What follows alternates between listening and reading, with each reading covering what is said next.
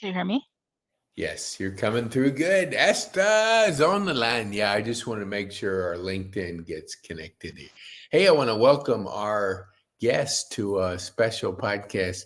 We're relearning a new platform, a old platform new. So Esther is not with us right now. She just went off. Hey, Esther, yeah, you're not moving. Maybe go back if you want to do video. Can you hear me? Can you hear me now? Esther will be back with us in just a minute because you want to be tuning into this podcast. You're going to get 3 tips that are going to help you. There she is. That's Can you hear beautiful. me? There we go. Oh, yes. Yes, Perfect. we Sorry do. about that. Some audio That's issues. okay. You know, technology is a wonderful thing when it I'm works. so happy to be here, Pete. Once again, my apologies Uh, for the audio no, I had issue. a person yesterday. He goes, "Oh, I'm trying to download Chrome, and it's just every Oh my God, platform all the stuff. has their unique things." So thanks. It's good to have you on the line. I Great have to be this here. book right here. I don't know if you've ever seen this book, but Never seen that book before, yeah, and I I don't mean love Jeff. I don't love Jeff B like so much. So I love Yeah, Jeff. so I tell you what, it's good to have you on the show. So I want to just frame our our time together because I know we have a short time. So I want to get to really when you talk about putting your career together and knowing through Jeff how you've built your career around really a form of networking that not everybody is familiar with. So I'd like to break it down into 3 tips that you can give our audience and really understanding how, networking is one of those words where you hear it and you think you understand it. But I think knowing through Jeff and reading your book and looking at different things, it's a different mindset. And if you could share with our viewers who you are, what you do, and who you serve, and then we'll get into the podcast. Sure. So my name is Esther Deutsch, and thanks so much for having me here, Pete. So, So I am let's see, where do I start? So I was born in Pennsylvania. I moved to New York City at a very young age as a teenager and sort of attribute a lot of my starting out and my career to those early days. And I lived in New York City for a bunch of years. And throughout that time, I graduated with my bachelor's degree in business and master's degree in social work. And I ended up working at a technology company as a student, sort of haphazardly, part-time, thinking it'd be like a job while you're in school, get me through school. And then, long story short, I ended up staying with that company for almost 10 years, and recently transitioned to another technology company.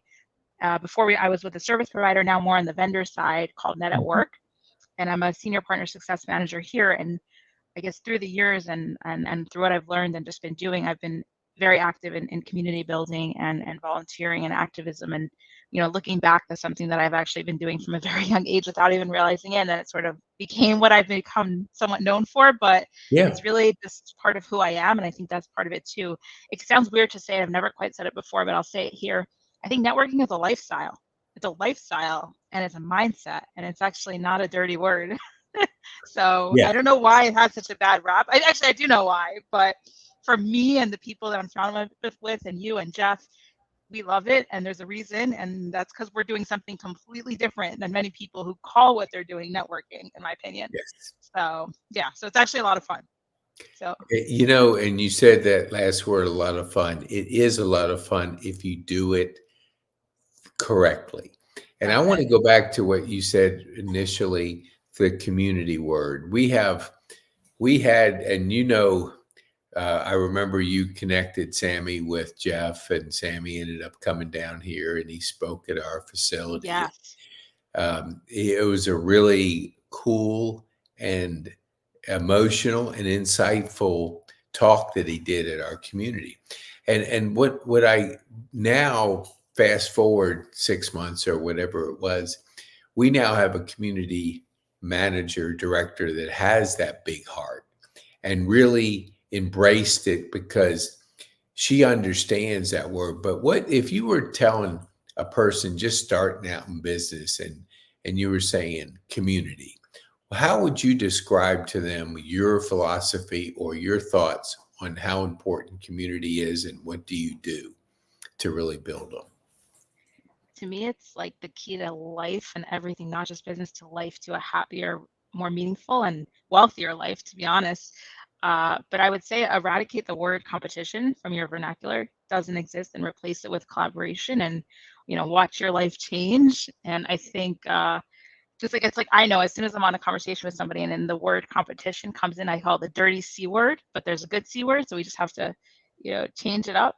I Yeah. know that the conversation there's going to be a shift in conversation, and it's just an opportunity to sort of teach. And I like to teach by example about what the right way or how we can do things differently so that we actually help each other. It's like the quote: if you want to go fast, go alone. If you want to go far, go together.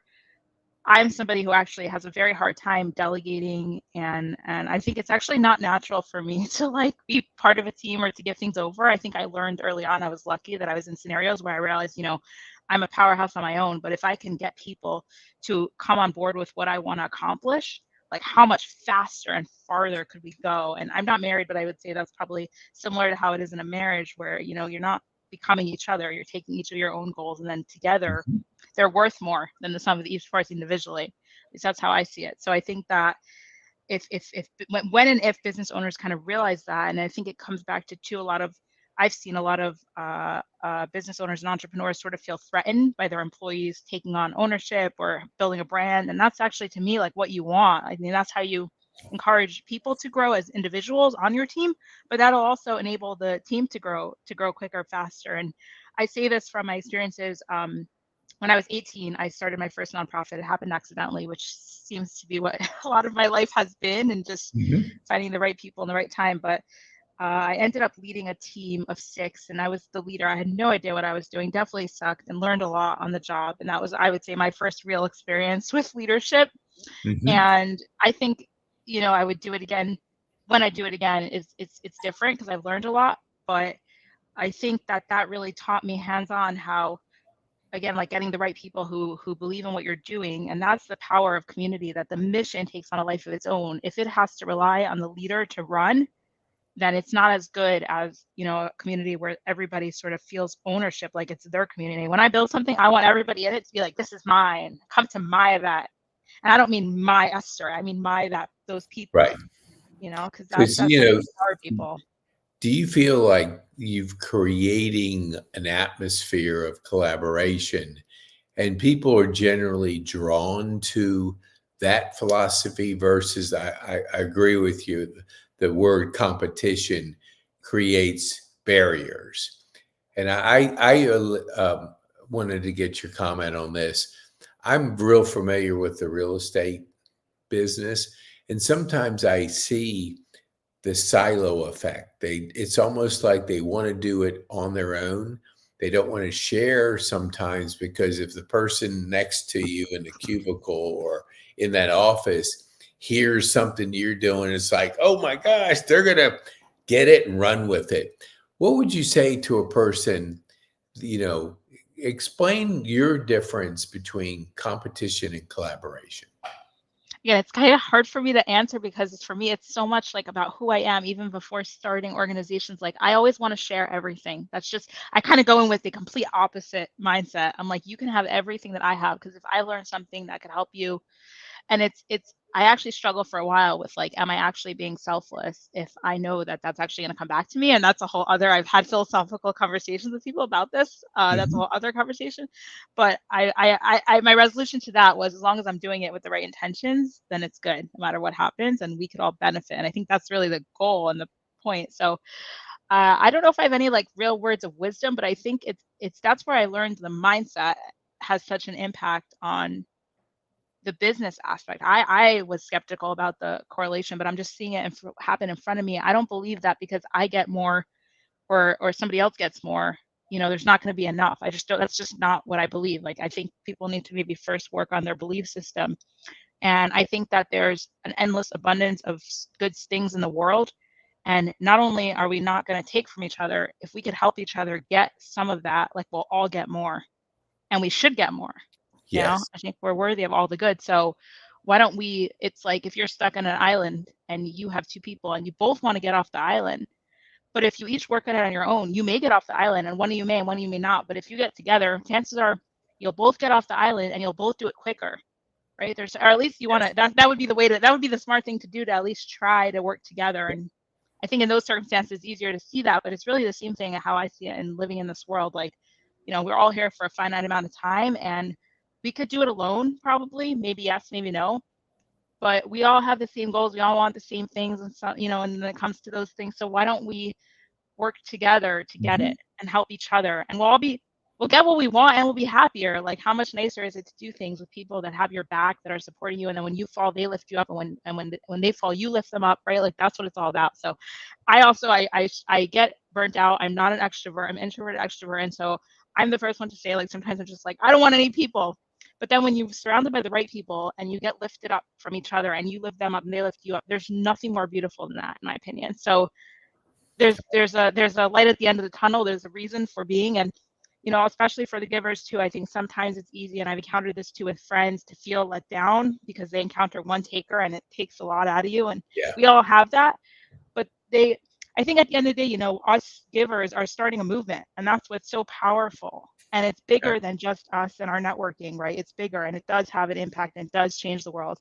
So No, those are my I like ambitious that. goals, I but like yeah. the island illustration, and the collaboration is so important. But I think sometimes we get a little bit thinking, like you said, that mindset. What would you say when you went back to 18 when you had that nonprofit working with six people? What did influence have to do with that? Because obviously you have grown in your ability to influence people to come into your community. How did you develop, and what would you share with our viewers what that means to you? These are great questions. I have so much to say about this. So many things are coming to mind, uh, just in no particular order. But I will say that part of why I think what I realized back then, part of the reason that I didn't feel like I was as successful as I could be, is I started to feel we were running a nonprofit, right? So there was a cause, and there was no, we were raising money. It wasn't like salaries were involved, and I felt Mhm. that ego started to get in the way. People were interested in their titles and their roles, and that's when I run. Like, if I feel ego or non-altruism, like, that's just not someplace, a room that I want to be in. Right. And that was sort of opened my eyes to the some of the challenges that could happen with this nonprofit. Um, but to your point, I think that it's important to always let, like, your altruism lead, if you could say that. I think we all have it inside of us. So that was one thing that kind of came to mind. But do me a favor, repeat the question, because I had something else that I wanted to say Yeah. about it. And So influence, how did that yes, have that effect in that community? Because you're building the community, you people are kind of thank you embracing for you. reminding me. Yeah. Yes. So What what would I was going to say is something that I'm also noticing as I get older too, because I had a situation like this at work very recently. People hesitate to lead. They doubt themselves, and they let that hold them back from doing things that they maybe aren't capable of, but if they Mhm. did them, and I can't say this enough, and again, it's an interesting concept in leadership, but I guess I was blessed. Number one, I was blessed. I never cared what people thought. And so that's been good and bad, but I'm learning to leverage it for the better, I do things because I think they're right. And that's something that I think has really enabled me to get to where I am. And I'm grateful. It's like an innate trait. I didn't realize it, but it's led me. I don't really care what people say or think. I kind of do what I want. So when I was younger, it got me into trouble sometimes. But at the same time, if you give me a mission that I feel passionate about, like, I'll go to all ends of the world to get it done. So, Yeah. so I think that I've seen a lot where, I think, like, part of also why I got so involved in doing so much things at a young age, I'm a yes person. And I realized how much that has mattered and continues to matter even at work. I'm always saying yes, and I figure out how after. And don't get me wrong, it's not always the best move. There's a happy medium. But I think Right. more people need to say yes and not say, I'm not this or I'm not that, because those are excuses. There's a million reasons you can't speak at this event. Or because I've had so many times where people have asked me, even I had recently where I was standing next to somebody else in the same room, right? And Mhm. they asked the other person, will you do this, this, this? And the person said no. And I said, well, if you need, I'm here. And I was thinking in my head how interesting this is, that the only reason that we're going to get into different rooms and go places from there is because they said no and I said yes. And which of us are more qualified? Trust me, by a landslide, that person is way more qualified than me to do what that thing was. Right. But they were worried, how people are going to think, how are they going to be received. And you know what? Yeah, they may look stupid, but I mean, I don't really see how you could look stupid by taking on something last minute. I would just share that. They just asked me last minute, but like, how could I offer what like, you bring something else. So like use that for the benefit of that room. But it's just, I think more people need to say yes to things and be a yes person, as I call it. And it's like us getting in our own way. Like every time you say no, you're putting a doubt in yourself. Like you'll figure it out. Just like say yes and figure it out later. Like you will figure it out. And if it's not on this run, then you'll do it again and you'll do it again. So I think, back to your question about influence, like I find it interesting too how a lot of those takers, I always say, and somebody asked me about this the other day, they're like, how do you deal with the people that just come into your life and take? And I'm like, I think I need those people to see more of me. Like they need to know, by example, how it should work, how it looks like. I can't tell you how many people I've had in my life that who are really good friends now. They've come around. People really want to be good. They're almost like jealous of your just ability to give, because that's a blessing and it Yeah. brings like good things. So they may not show it or come across that way, but like don't, like, people are like, I just push them away, and I'm like, no, embrace them, like bring them closer, be like, sure, I'll help you for no reason at all. Don't tell them that, but sometimes I'll think that, like, because that's who I am and what I do, and that's how your intentions are right too. I don't help people because I'm going to get back. I help people because I was put on this earth. That's what I need to be doing, and I'm going to do it no Yeah. matter what I get back. It's like when people, and I used to live in New York City, and people would hesitate to give to homeless people because they're like, oh, they're just going to use it for drugs. And I was like, I think this is also like a Jewish value, so I'm lucky that I was born with it. But it's like, I'm giving, and I would say this when I would give to them, to myself, like, I'm giving because I want to be a giving person. It's not my prerogative, what they go and use it for. They're telling Right. me they're in need. I'm going to take that and I'm going to give something in return. And because that's the kind of person that I want to be. Right. So I'm not saying don't do your due diligence and find there's ways to give, but Yeah. don't let that be the hindrance of why you don't. So I think it's similar in networking. And again, it's a mindset, it's a lifestyle. Back to that. It's not networking, it's like, do you help people? Do you look out for people? I Yeah. think so much of networking is like taking that minute to think about somebody and connect them.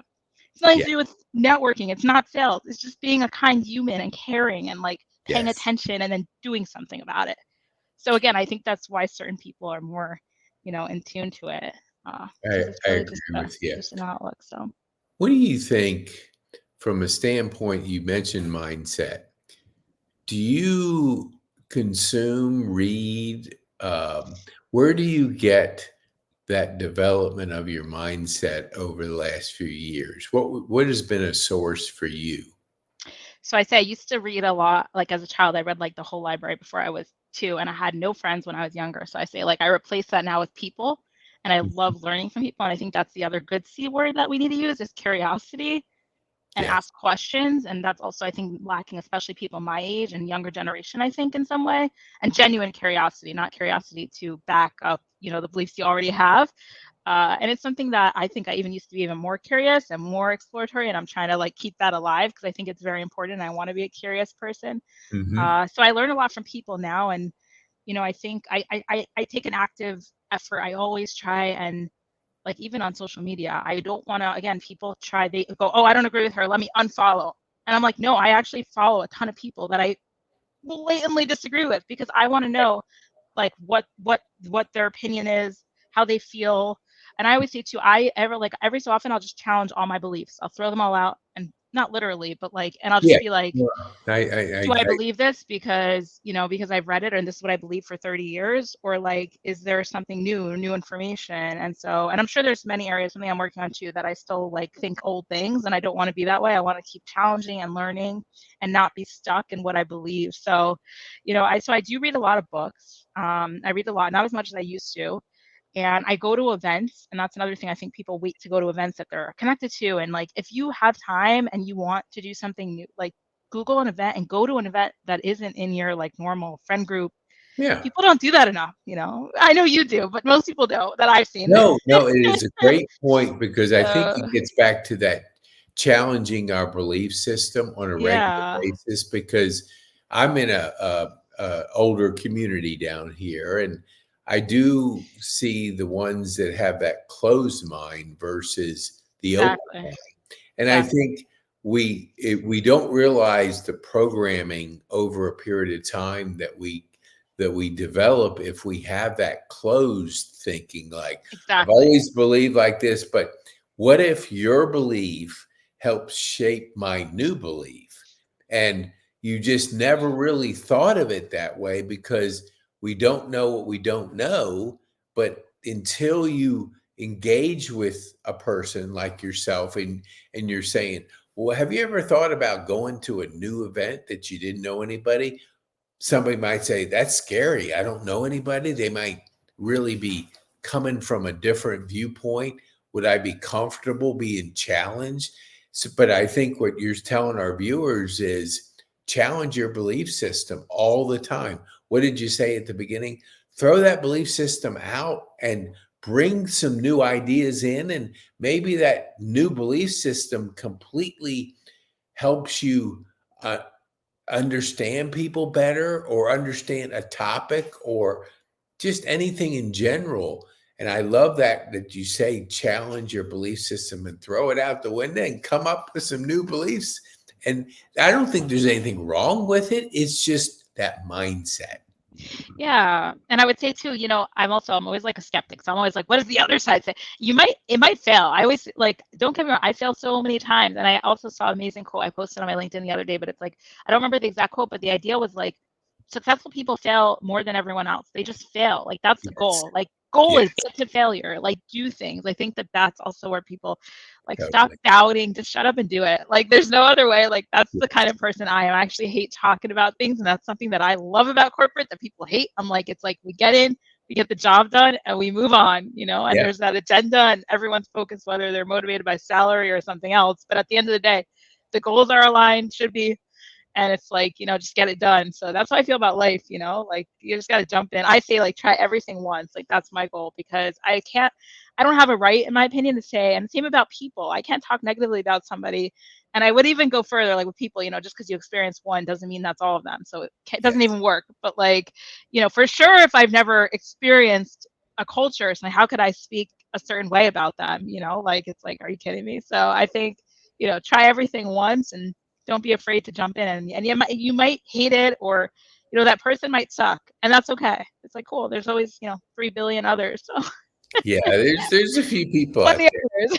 All right, we want to get down to before we I know we have limited time with each other. I want to show our viewers your book, and I want you to tell them like give our viewers it's such a good understanding of the correct way of networking. What would you say it would be the one thing that you want our viewers to take home once they read that book? Oof. I mean, it's a lot of what we talked about, and sort of hopefully giving people like another way to approach networking, and to not be so afraid of it, and to realize that if it's not fun, you're not doing it right. Hmm. So it really should be enjoyable, and I think that's part of the key to success. You can tell the ones who are enjoying it from the others. But I think too, if you're not finding the kind of people, because sometimes people are able to change, like they're interested in changing and adopting this mindset and being this way, but then they come and tell me like, well, I don't, other people this or other people that, and I say it's there's always the people that you're looking for. Like you're just in the wrong circles. If the circles aren't working for you, the social group isn't working for you, you're with Hmm. the wrong crew. So it's, don't give up, just change a little, adapt, and you need if you have a few of the right crew, then you'll bring up those few outliers. So Yes. focus on building that core group, and then there's plenty of room for everybody else too. They say it's lonely at the top, but that's something I've experienced too a lot. It's funny. I found grad school to be easier than undergrad, and I'm like, it's that secret. Everybody has to go to undergrad, so they don't tell you that. Yeah. But then when you get the further up you get, and one day I want to get my next degree or doctorate, like you get more specialized. I think you do more of what you enjoy, so there's more room there, for you to kind of Mhm. flourish. So it's similar in networking. Don't give up, and you'll get where you want to go. So very broad, but I think that networking is something that everybody can and should do. And if you Yeah. haven't found the way yet, there is a way. So Now, I want people to be able to reach out to you. So this, I'm hoping I got my dyslexia sometimes go through and we didn't get a chance to spell check it. Did I do okay with everything? That's perfect. Most people don't get Okay, it, good. so I So, appreciate it. Sorry, yeah, just one edit. Net at work. ATWORK. Just so people know. at what is At it? work. Net at work. Net at work with the A T. symbol at. So Deutsch at net at work. I think there's just a T missing there in the net at Oh work. yeah, yes. So perfect. Oh yes. All right. We'll we're gonna do this because in the comments on LinkedIn, if you have any questions for Esther, I want you to put them there and reach out. You can find her book on Amazon. So next time, if you will come back, I want you to dig into the word community. And I want, because the one thing stuck out. We just had a president, and when Barack Obama was like working his way through different, the political, stair steps, whatever, they said something that stuck with me, that he's a community builder. And I think, it obviously took him to the top of the political spectrum. Whether you agree with him or not, that's a separate issue. But it's the fact that he was really good at building communities, really good at connecting with people. So I would love to have you back and dig deeper into that topic, because the other day a person shared on our podcast that what she did when she traveled is she looked up meetup groups, and she would go to different groups that would challenge her belief system. And I thought, wow, I mean, they have meetup groups all over the world. And so she was a single woman who is traveling out there, and thought, what can I do to not feel so isolated?